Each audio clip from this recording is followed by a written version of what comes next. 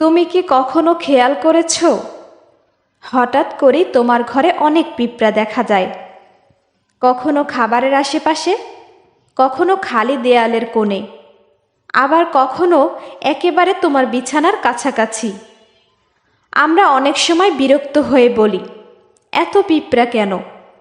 কিন্তু আমরা কি ভেবে দেখি, আল্লাহর তৈরি এই ছোট্ট প্রাণীর মাধ্যমেও আমাদের জন্য বড় বড় শিক্ষা লুকিয়ে আছে। আজ আমি তোমাকে বলবো, যখন তোমার ঘরে পিঁপড়া আসে, তখন সেটা আল্লাহর পক্ষ থেকে 5টি বার্তা। প্রতিটি বার্তাই আমাদের জীবনের জন্য গুরুত্বপূর্ণ শিক্ষা। নাম্বার 1, তোমার ঘরে আল্লাহর রহমতের পরীক্ষা। পিঁপড়া কখনো হুট করে আসে না। তারা খাবারের গন্ধ পায়, টুকরো খাবার ফেলে রাখা হয়, অথবা মিষ্টির কণা থেকে তাদের যাত্রা শুরু হয়। আল্লাহ আসলে আমাদের মনে করিয়ে দেন, তুমি যদি তোমার ঘর পরিষ্কার রাখো, তাহলে আমার রহমতের সাথে শান্তি পাবে। কিন্তু যদি অবহেলা করো, তাহলে আমি তোমাকে ছোট ছোট প্রাণীর মাধ্যমে পরীক্ষা করব।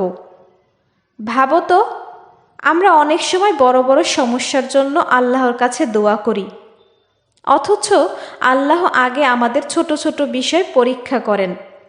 যেমন, তুমি নিজের জায়গাটা পরিষ্কার রাখতে পারছো? তুমি কি নিয়মিত তোমার খাবারের হিসাব রাখছো?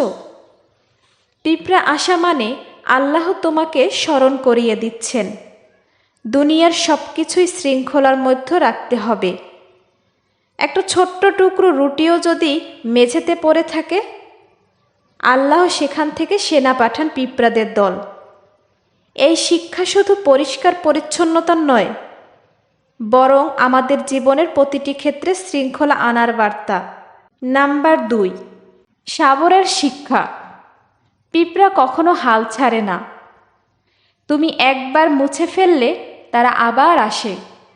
তুমি যদি দেয়ালে পানি ঢালো, তারা অন্য রাস্তা খুঁজে নেয়।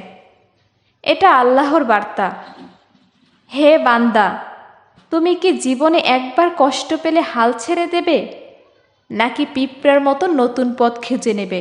আমরা মানুষরা একবার ব্যর্থ হলে ভেঙে পড়ি, মনে করি সব শেষ। অথচ পিঁপড়ারা বারবার চেষ্টা করে, আবার লাইন বানায়, আবার সংগ্রহ শুরু করে। আল্লাহ আসলে পিঁপড়ার মাধ্যমে আমাদের শেখাচ্ছেন, তুমি একবার হেরে গেলে হতাশ হবে না, তুমি আবার দাঁড়াবে, আবার চেষ্টা করবে। নাম্বার 3, একতা ও সহযোগিতার শিক্ষা।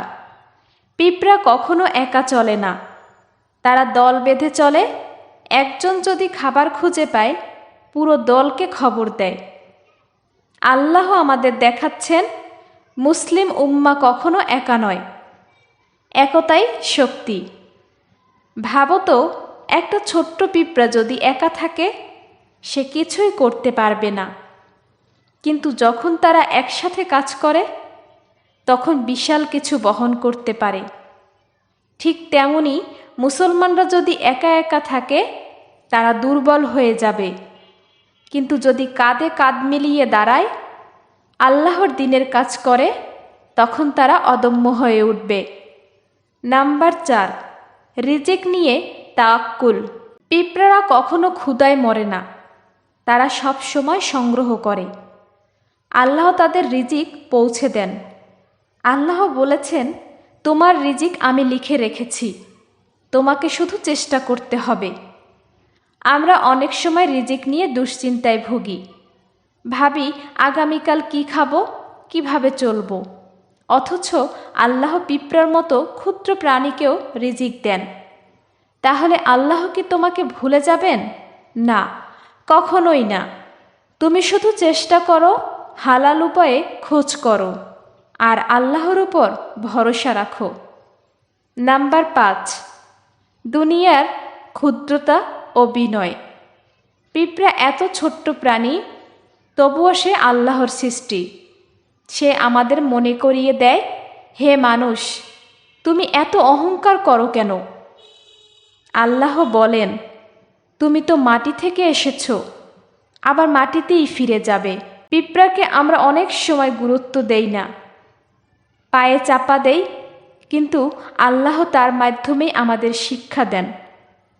যদি একটি ছোট্ট পিঁপড়া আল্লাহর ইচ্ছা ছাড়া নড়তে না পারে, তবে আমরা কি করে ভাবি আমরা নিজের শক্তিতে সব কিছু করি? এটা বিনয়ের শিক্ষা। তুমি যত বড় হও, যত ধনী হও, মনে রেখো তুমি আল্লাহর বান্দা। তাহলে আজ আমরা শিখলাম, ঘরে পিঁপড়া আসা মানেই সেটা শুধু বিরক্তি নয়, বরং আল্লাহর 5টি বার্তা। নাম্বার 1, পরিষ্কার পরিচ্ছন্নতা ও শৃঙ্খলা। নাম্বার 2, ধৈর্য ও চেষ্টা। নাম্বার 3, একতা ও সহযোগিতা। নাম্বার 4, রিজিকের প্রতি ভরসা। নাম্বার 5, বিনয় ও দুনিয়ার ক্ষুদ্রতা। প্রতিটি বার্তাই আমাদের জীবনকে সুন্দর করে তুলতে পারে, যদি আমরা তার হৃদয় দিয়ে গ্রহণ করি। তুমি পিঁপড়াকে তুচ্ছ করো না, আল্লাহ তার মধ্যেও তোমাকে শিক্ষা দেন।